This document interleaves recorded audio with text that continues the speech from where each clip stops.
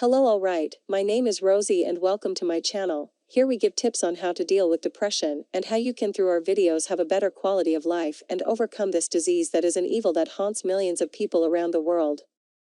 Before I ask you to subscribe to our channel, enjoy the video and share so that as many people as possible can be reached with this content. What is depression anyway?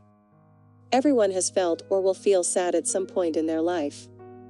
After all, bad things happen in our lives and around the world. But what about when the sadness doesn't go away at all and gets in the way of our routines? Depression is considered one of the most common and disabling mental disorders in the world. More than 350 million people live with depression in their lives.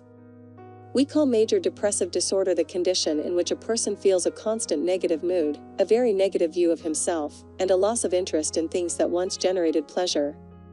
One feels that way most of the time and for many weeks, months and even years. One of the main differences between having depression and feeling sadness, which is something more fleeting.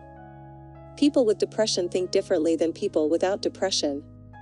It is common for them to present negative and hopeless thoughts that reflect how they see the world around them.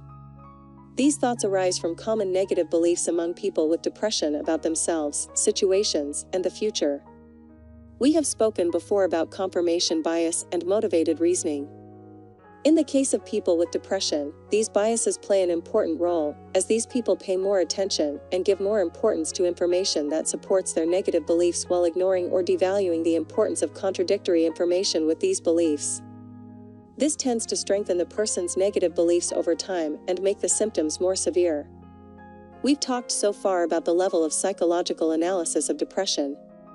Taking into account the level of biological analysis, we also know that hormones released during high-stress situations can alter the functioning of neurons, especially if these situations occur in certain periods of childhood and in a prolonged manner, and this may be related to a greater propensity to develop depression.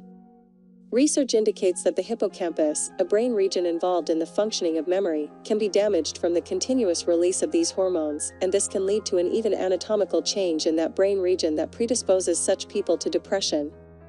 People with depression may feel so powerless, apathetic, and hopeless with their lives that their relationships with others and their daily activities may be extremely affected, leading to a greater propensity to socially isolate themselves and attempt suicide. In this sense, depression is a condition that affects not only people experiencing suffering, but the whole context in which they live and the country's own economy, since, for example, one of the biggest causes of work withdrawal is depression.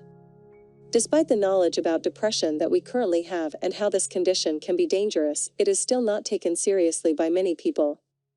Many think it is something controllable, transient, or nothing too serious. Depression is not usually under the person's conscious control and can seriously damage their life. Without professional help, it can be extremely difficult to deal with this condition. The great prevalence of depression in the world is no longer explained by the lack of knowledge about the phenomenon or by the lack of alternatives for treatment. There are already several treatments with high levels of efficacy.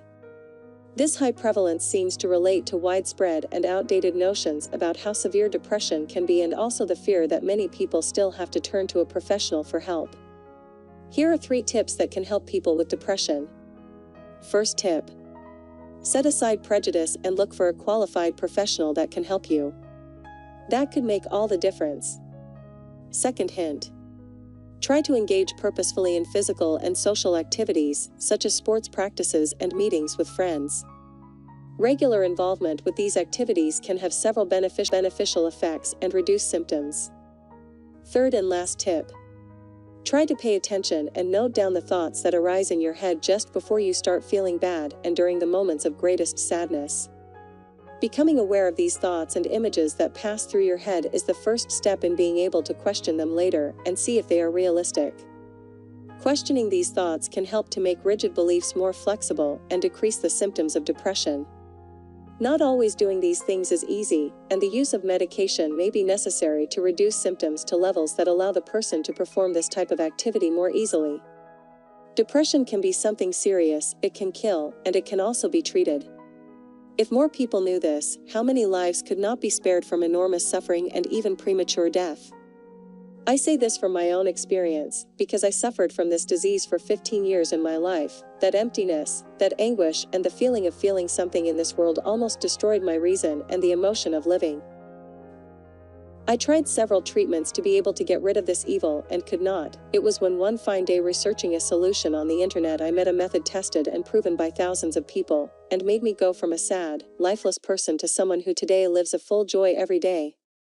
If you just like me want to get rid of depression once and for all, I will leave in the video description and in the first comment the link of the method that helped me to overcome this disease, worked for me, and hope heartily that it works for you. I hope I helped with this video. Enjoy and share it so more people know what depression is about. A hug, and until the next video.